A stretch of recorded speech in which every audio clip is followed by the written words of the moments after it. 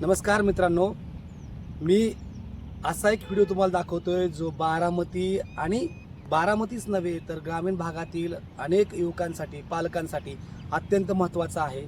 शेवटपर्यंत पहा। खरं तर उडता पंजाब या एका चित्रपटानं आपल्याला ड्रगच्या व्यसनाविषयी जागृती केली, पण हे ड्रग गावागावापर्यंत पोहोचलं। त्याची पहिली पायरी आहे मेम्फेटामिन सल्फेट।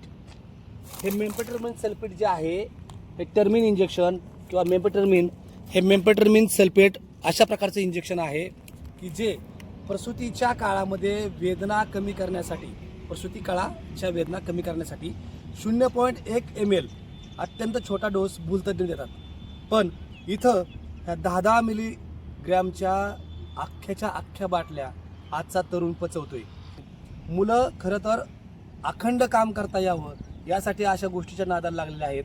ही नशेची पहिली पायरी आहे। हे एक प्रकारचं स्टेरॉइड आहे, पण त्यापेक्षा महत्त्वाचं हे शरीराला अत्यंत घातक आहे। पण याचा वापर सध्या केला जातोय आणि बारामतीमध्ये याचं प्रमाण खूप आहे। गेल्या काही महिन्यांमध्ये ज्या व्यायामशाळा आहेत, खाजगी व्यायामशाळा, त्या ठिकाणी पोलिसांनी धाड टाकली होती खाली आणि या औषधांची विक्री करणारी यंत्रणा पोलिसांनी पकडली होती। मात्र त्यानंतर देखील हे थांबत नाही।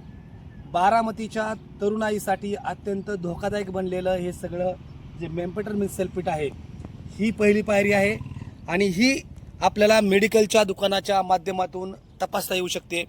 बारामतीमध्ये आणि आसपासच्या, बारामती सोडून आणि आसपासच्या मेडिकल दुकानांमध्ये मेम्फेटामिन सल्फेट एका महिन्यामध्ये किती खरेदी केलं जातं याची जर माहिती ड्रग इन्स्पेक्टरने खरोखर सत्सद योगबुद्धीने घेतली आणि या यंत्रणेला या तरुणाईविषयी काही जर आस्था असेल तर जर व्यवस्थित जर ती तपास केला तर मला असं वाटतं की हे रॅकेट सापडू शकतं आणि अशा प्रकारच्या औषधाच्या विक्रीला, म्हणजे अवैध विक्रीला प्रतिबंध घालता येऊ शकतो। खरं तर ज्या मेडिकल दुकानांनी आपापल्या स्टॉकिस्टकडून टर्मिनची इंजेक्शनं घेतली असतील अशा दुकानांवरती कारवाई करायला हवी किंवा त्यांना नियंत्रण आणायला हवं, तरच हे प्रकरण थांबेल। आता दुसरा एक मुद्दा सांगतोय की फक्त मेम्फेटामिन सल्फेटपर्यंत हे मर्यादित राहत नाही।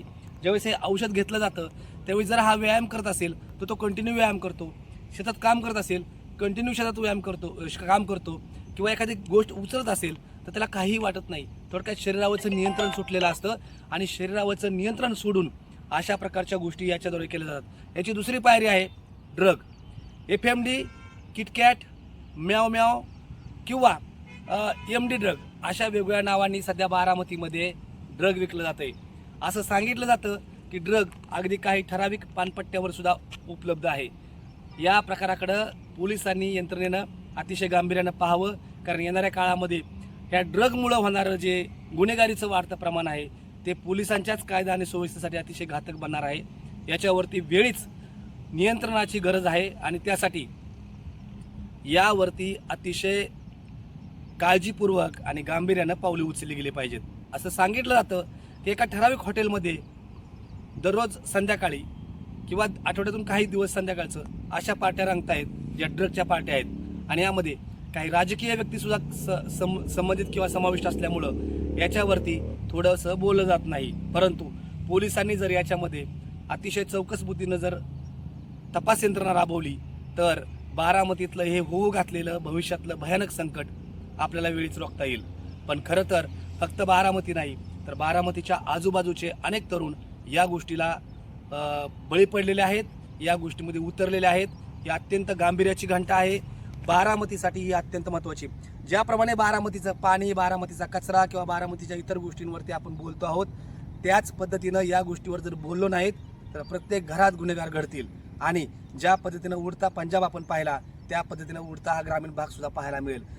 एक सगळ्यात महत्त्वाची गोष्ट अशी की दारू, बियर याच्यापेक्षाही हे फार भयानक संकट आहे आणि ते संकट बारामतीला अत्यंत वेगळ्या आणि दुःखाच्या खाईत घेऊन जाईल।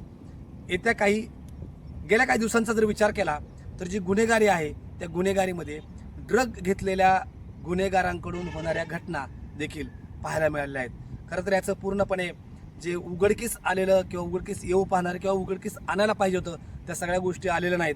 परंतु यावरती जर जास्त प्रकर्षानं लक्ष घातलं तर या गोष्टी वेळीच रोखता येतात। वेळ निघून गेलेली आहे, परंतु अजूनही वेळ आटोक्यात येऊ शकते जर इच्छाशक्ती प्रशासनाची असेल तर